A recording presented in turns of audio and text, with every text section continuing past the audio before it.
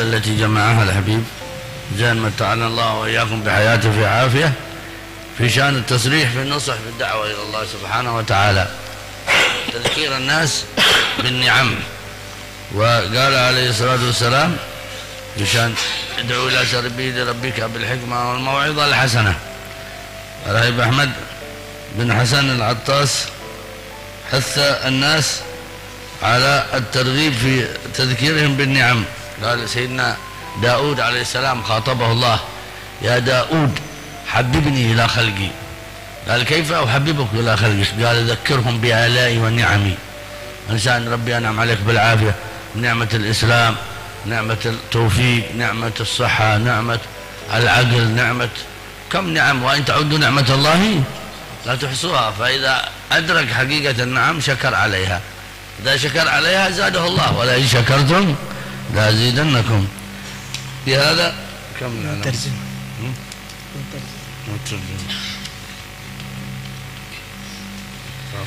Beliau menyebutkan bahwa di antara yang disampaikan oleh beliau bagaimana seseorang harus mengajak orang kepada kebaikan, agar kita mengajak dengan cara yang baik, dengan cara yang santun, dengan cara yang penuh hikmah.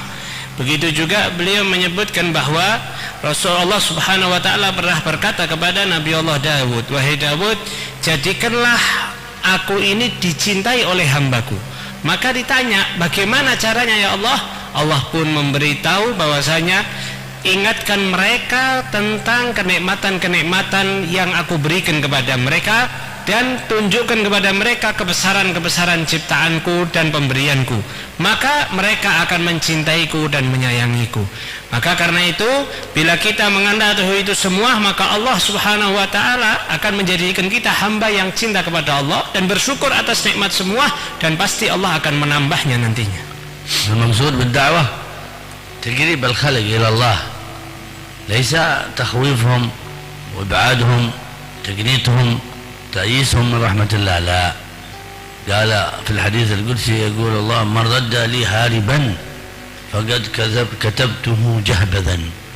الذين الخلق هذول يردهم إلى الله. ثم أورثنا الكتاب الذين اصطفينا من عبادنا فمنهم ظالم لنفسه ومنهم مقتصد ومنهم سابق للخيرات. فيرغب الإنسان الخلق في التوبة والرجوع إلى الله. ويقال في الخبر والأثر: من خاف من شيء هرب منه، ومن خاف من الله هرب إليه جل وعلا. إنا لله وإنا إليه راجعون. Beliau mengatakan tujuan daripada seseorang berdakwah, mengajak orang, itu adalah hendaknya menjadikan seseorang mendekat kepada Allah Subhanahu wa taala dan menjadikan orang lebih kenal kepada Allah Subhanahu wa taala. Maka karenanya kalau ada seseorang yang bila mana dia menjadikan orang itu tambah jauh dari Allah, tapi dengan tujuan untuk dia itu berdakwah, maka telah berbohong. Sebagaimana Rasulullah SAW menyebutkan, siapa seseorang yang menjadikan orang lain itu jadi lebih jauh dari Allah, maka orang tersebut adalah termasuk golongan orang-orang yang menipu dan membohongi daripada mengatasnamakan Allah Subhanahu wa ta'ala.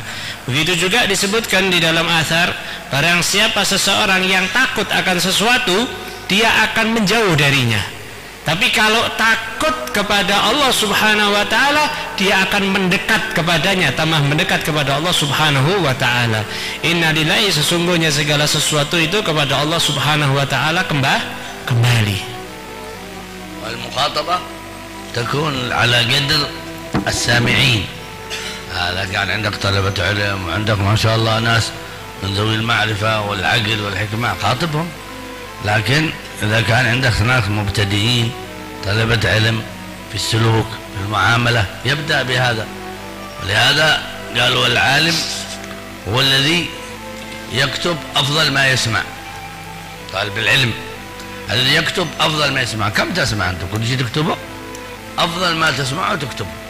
ويحفظ أفضل ما يكتب، ويحدث بأفضل ما يسمع ما يحفظ. فالعلماء ما شاء الله كم يحفظون وكم قرأوا، لكن يخاطبون الناس على قدر منازلهم وعقولهم، حتى يخاطب كل على قدر فهمه، على قدر ذوقه. أتحبون أن يكذب الله ورسوله؟ لا تخاطب الناس لا يفهمونه بلطف ولغة بسيطة. كان أهلنا وسلفنا يتكلمون باللغة البسيطة العامية حتى الناس يدركون كلامهم. حبيب علي بن شهاب شوفون حامة حريضين، ويتكلم يترك التنطع والتشدق في العبارات، لأن المقصود إيصال المعنى. قال الشاعر قديم: علي نحت القوافي من معادنها وما علي ألا تفهم البقر. قال حي عبد الله بن حسين بن طاهر: تركت نحت القوافي من معادنها لأن لي مقصدا أن تفهم البقر. فيخاطبون الناس بخطاب بسيط يفهم العالم، يفهم الصغير، يفهم الكبير، يفهم ما شاء الله البعيد والصغير كلهم. هذه مقصود الدعوة. النبي صلى الله عليه وسلم بعث للناس كافة صلى الله عليه وسلم. Lalu beliau menyebutkan lagi bahwa bila mana kita mendapatkan sesuatu, pasti tentunya kita akan menulisnya. Mendengar sesuatu kita akan menulis. Maka yang kita tulis itu adalah yang paling baik daripada apa yang kita dengar. Lalu yang kita hafal yang paling baik daripada yang kita tulis. Dan yang kita benar-benar memahaminya dan benar-benar mengamalkannya paling baik apa yang dari kita yang kita hafal. Itulah seseorang hendaknya melakukan hal tersebut. Tidak mungkin semua apa yang didengar ditulis, dan tidak mungkin semua apa yang ditulis dihafal. Nah, maka yang paling terbaik dan paling terbaik. Dan tujuan seseorang itu kalau ingin mengajak orang untuk mendekatkan diri kepada Allah Subhanahu wa taala, dan hendaknya menggunakan bahasa-bahasa yang mudah, bahasa-bahasa yang gampang, bahasa yang bisa dicerna. Lihat orang-orang salafus saleh terdahulu, kalau bicara itu pakai bahasa-bahasa orang awam, bahasa-bahasa yang bisa difahami. Bahkan sampai dikatakan bahwasanya ada syair mengatakan, aku tinggalkan daripada perkara-perkara bahasa-bahasa yang tinggi agar aku bisa mencapai yang aku tuju. Bukan manusia, tapi bahkan sapi pun kalau bisa paham dengan apa yang aku sampaikan, karena saking menjadikan bahasa itu yang paling gampang untuk dipahami orang. Tidak pakai dengan bahasa model terbaru atau dibentuk-bentuk atau dibuat-buat. Bahkan Al-Habib Abdullah bin Husain bin Tahir pun juga sama, Al-Habib Ali bin Syahab juga sama. Beliau-beliau itu tadi ketika berbicara dengan bahasa-bahasa yang mudah sekali, bahkan sampai orang itu tidak perlu fokus sudah paham, tidak harus fokus sudah paham tentang apa maksud dan tujuan, karena tujuannya adalah untuk menjadikan orang dekat kepada Allah Subhanahu wa taala, bukan untuk memperindah daripada ucapannya. Wa yabsat lahum al-ilm wa ad-da'wa wa yuqarrib ilayhim al-ashya fala yadkhuluhum fi ishkalat qal fulan kaza qal kaza qal kaza, yu'tihim safwat al-ilm alladhi huwa حقيقة العمل الوارد عن الله وعن رسوله صلى الله عليه وسلم وبارك عليه وعلى آله. قال كذلك من العقائد التي يخوض فيها كان سلفنا الصالح، حتى بعض العلوم أبواب الفقه ما يقرؤونها عند العامة، باب الإيلة والظهار وغيرها ما يدرسونها عند العامة حتى لا يجعلونهم يتشككون فيها ويدخلوا كيف هذا الإيلة كيف الظهار وإيش معنى كذا، ما يذكرونها للعامة. وكان الحبيب علي بن محمد بن حسين الحبشي يقرأ عند الطلاب في رسالة الجامعة حبيب أحمد بن زين في أوائلها في العلم بالتوحيد بالله وأنه إله واحد حي فرد صمد، ويقول اقرأ حتى وصلوا أنه بعث محمدا صلى الله عليه وسلم. الآن بدأ يتكلم، لأن هذا إجمال العقائد يحتاج الإيمان بالله، آمنا بالله وبما جاء عن الله على مراد الله. هكذا لا نخوض في علم الحقائق بحيث الإنسان يصل إلى حالة التشبيه أو التجسيم أو غيرها، نسأل الله العافية. فالإجمال واعبدوا الله ولا تشركوا به شيئا وليس كمثله شيء وهو السميع البصير. Lalu beliau menyebutkan bahwasanya bagaimana orang-orang terdahulu itu juga apabila menerangkan masalah daripada fikih tidak ngambil yang mendalam-mendalam, yang ruwet-ruwet, yang ribet-ribet. Ya ada ini berkata ulama begini, ulama enggak. Mereka mengambil intisari daripada tujuannya. Apa maksud daripada pelajaran ini disampaikan dan diambil sudah benar-benar mudah sekali dipahaminya. Begitu juga beliau, bahkan sebagian daripada ulama kita ya, tidak mengajarkan ilmu-ilmu yang bisa menjadikan seorang-orang awam itu bingung malahan ya, seperti dalam daripada ilmu zihar dan lain sebagainya. Ada bab-bab di dalam fikih tidak diajarkan di awam, karena kalau diajarkan malah bingung. Yang diajarkan itu yang sudah memang kebutuhan sehari-hari, seperti tentang sholatnya, tentang wudhunya dan lain sebagainya. Kalau masalah yang mendalam, masalah urusan-urusan yang tidak perlu sebenarnya disampaikan, atau nanti kalau disampaikan malah menjadi rancu, maka ditinggal itu semua. Bahkan Al-Habib Ali bin Muhammad Al-Habsyi sendiri ketika beliau mengajar daripada kitab Risalatul Jami'ah, itu di awal kitab Risalatul Jami'ah di Habib Ahmad bin Zain Al-Habsyi itu menyebutkan tentang akidah, ilmu tentang akidah. Beliau Habib Ali tidak menerangkan. Ayo terus baca. Ayo baca lagi sampai di situ ada kalimat untuk Rasul Sallallahu Alaihi Wasallam baru dijelaskan. Nah, inilah Nabi Muhammad Sallallahu Alaihi Wasallam begini, inilah sifatnya, inilah akhlaknya yang harus kita imani Nabi Muhammad ininya, dan dalam keadaan apa, dan kita selalu harus memahami tentang Nabi Muhammad bagaimana mengajar, mempelajarinya. Terus berhubungan dengan itu, adapun dengan urusan yang mendalam beliau tidak ajarkan, karena di situ ada orang awam, ada anak-anak kecil yang memang belum perlu untuk ilmu itu semua. وتذكيرهم بالنعم كما قال الإمام الحداد ينبغي لطالب العلم والداعي يذكر الناس بثلاث أشياء: التذكير بالنعم كما قلنا الكثيرة التي لا يستطيع حصرها وعدها، ثم التزام الطاعة والمأمورات، صليت الفجر، صليت في جماعة، القبلية، البعدية، حزب القرآن، برك لوالديك، صلتك لأرحامك وغيرها، واجتناب المعاصي، الغيبة والنميمة، الكذب، النفاق، سوء الأخلاق. هذا ذكرنا سيدنا أبو هريرة حفظ عن رسول الله نوعين من العلم: علم التشريع والأحكام، هذا علم الصحابة. في علم ثاني ما تكلم به وهو علم الفتن. ما من فتنة يبلغ قائدها أو شيطانها 300 وما يزيد إلا وذكره النبي باسمه واسم أصحابه وأبيه وقبيلته. فكان هذا قال لو تكلمت أنا باللي يفهمه من العلم عن رسول الله في هذا الشأن لقطع هذا العلم يقتلونه، لكن سكت لأنه أمر بتعليمه بإظهاره. هذا كان سيدنا أبو حذيفة بن اليمان أمين السر حق النبي، اللهم صل عليه، أمين السر النبي. حتى المنافقين قالوا شوفوا فلان وفلان وفلان هذول منافقين، لكن اسكت لا تتكلم. فإذا مات أحد من المنافقين المشتبه بهم، هذا حذيفة ما يصلي، يروح يلقي له شغل ثاني ويخرج من البلاد. فكان سيدنا عمر يقول هل حذيفة؟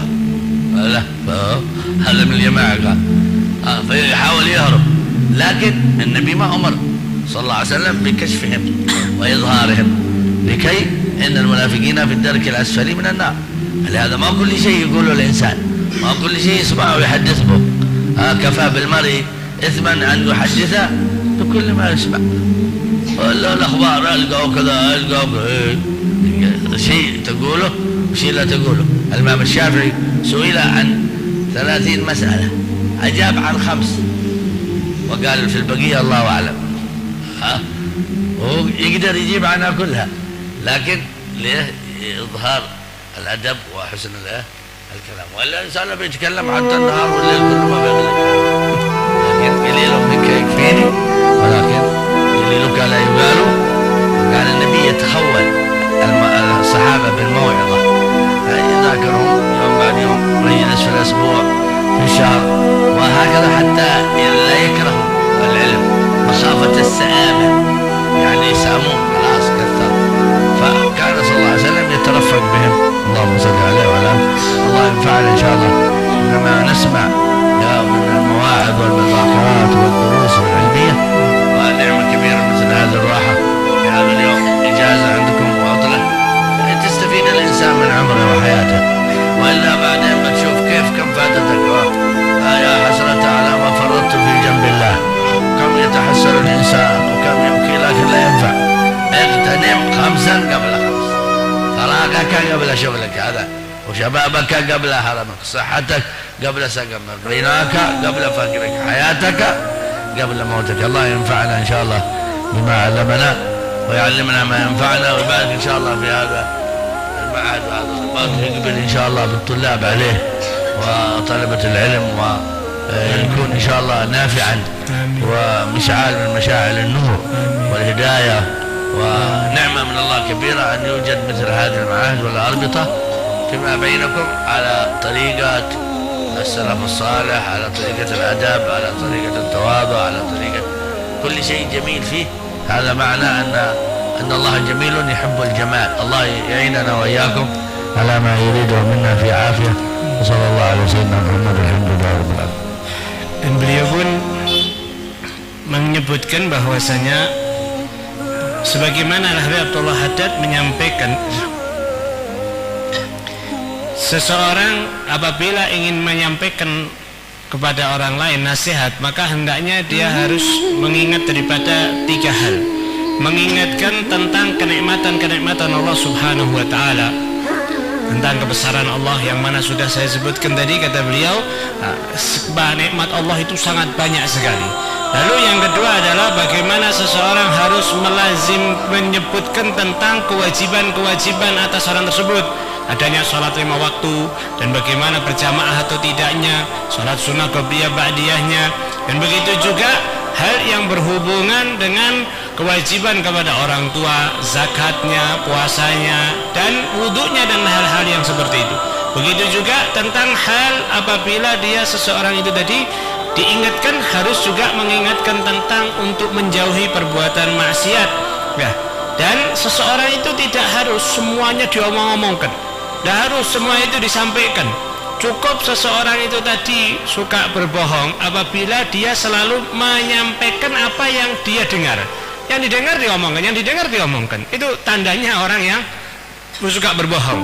Begitu juga beliau mengatakan ada di antara daripada orang-orang yang mendapatkan kemuliaan dari Allah, seperti Sayyidina Hudzaifah itu tadi, beliau menjadi daripada orang yang mendapatkan amanah rahasia-rahasia Nabi Muhammad SAW. Rasulullah itu menyebutkan, ya, ini orang munafik, ini orang yang seperti ini sifatnya, ini orang nanti setelah meninggalku bakal seperti ini orang disebutkan. Tapi Hudzaifah tidak ngomong kepada siapapun, disimpan itu semua rahasianya, ya. Nah, ketika meninggal Rasulullah SAW, lalu kalau sudah ada di antara mereka yang meninggal, ya, itu Sayyidina Hudzaifah itu tidak sholat, dia nyari jalur kemana, wes pokoknya biar tidak kelihatan, tidak disolati. Nanti ada Sayyidina Umar nanya, karena mana ada Hudzaifah hadir? Tidak hadir. Wah, bakal kenapa ini? Pasti ada sesuatu orang ini, kok sampai Hudzaifah tidak hadir? Karena yang megang rahasianya Rasulullah SAW adalah beliau, Sayyidina Hudzaifah. Begitu juga ketika itu tadi, ya, ketika itu juga Rasulullah SAW tidak mau menyampaikan itu semua. Memang tidak ada gunanya, sudah orang-orang munafik, ya sudah munafik, tidak bisa mendapatkan daripada apa yang seharusnya mereka dapatkan. Begitu juga beliau mengatakan bahwasanya Imam Syafi'i, beliau ditanya tentang 30 permasalahan, bukan beliau tidak bisa jawab, tapi beliau memang sengaja tidak menjawab karena ada kepentingan-kepentingan yang lain. Beliau hanya menjawab 5 saja, dan sisanya beliau katakan 25, wallahu alam, hanya Allah yang tahu jawabannya. Nah, inilah daripada hendaknya seseorang mendapatkan dirinya seperti itu, ya. Begitu juga sedikit daripada engkau itu adalah termasuk daripada tidak dikatakan sedikit, ya, tapi banyak. Tapi kalau orang yang suka ngomong, ya, masih tahu ini terus yang tidak ada gunanya, ya. Nah, seperti apa yang kita adakan sekarang ini tadi, sehari demi sehari kita dapati, minggu depan ada lagi, nanti minggu depan ada lagi, tidak memperpanjang daripada majelisnya, sebentar saja, setelah itu selesai. Begitu juga Rasul sendiri Shallallahu Alaihi Wasallam juga, beliau kalau ngomong sama para sahabat itu tidak panjang lebar, sedikit-sedikit, besok lagi, terus lalu ketemu lagi, dikasih tahu lagi, nanti malam 1 jam lagi ketemu, seperti itu. Biar orang itu tadi tidak jenuh, biar orang itu tidak ngomong, alah sudah banyak kok, Allah anak sudah hadir tadi berjam-jam, sudah tidak usah lagi, sudah tidak usah butuh lagi untuk duduk lagi, ya. Jadi adanya yang namanya, ya, waktu demi waktu kita harus, ya, tahu keadaan. Begitu juga kita berikan oleh Allah Subhanahu wa taala kenikmatan, berapa banyak waktu yang luang Allah taala berikan kepada kita, kita bisa hadir. Begitu juga di waktu kita hari liburnya kita di sini, kita ada liburnya, maka kita bisa hadir. Begitu juga perkumpulan seperti ini. Dan beliau menyebutkan juga, ya, ambillah kesempatan 5 sebelum datangnya 5 waktu yang sering kita dengar, yang sering kita ketahui. Dan beliau pun menyebutkan bahwasanya alhamdulillah adanya tempat seperti ini, keadaan seperti ini, penuh dengan ketawaduan, kita duduk bersama-sama. Semuanya ini adalah nikmat dari Allah Subhanahu wa taala. Allah berikan kepada kita, dan pemberian ini adalah pemberian anugerah dari Allah. Semoga Allah taala langgengkan keadaan ini, terus berikan kemakmuran dan makmurkan Allah taala siapa ada yang di pesantren ini. Begitu juga akan Allah taala tambah lagi, lebih baik lagi, lebih manfaat lagi untuk umat dan untuk segala-galanya. Dan beliau pun mendoakan kita dengan doa, dan kita amini. Wallahu a'lam bishawab.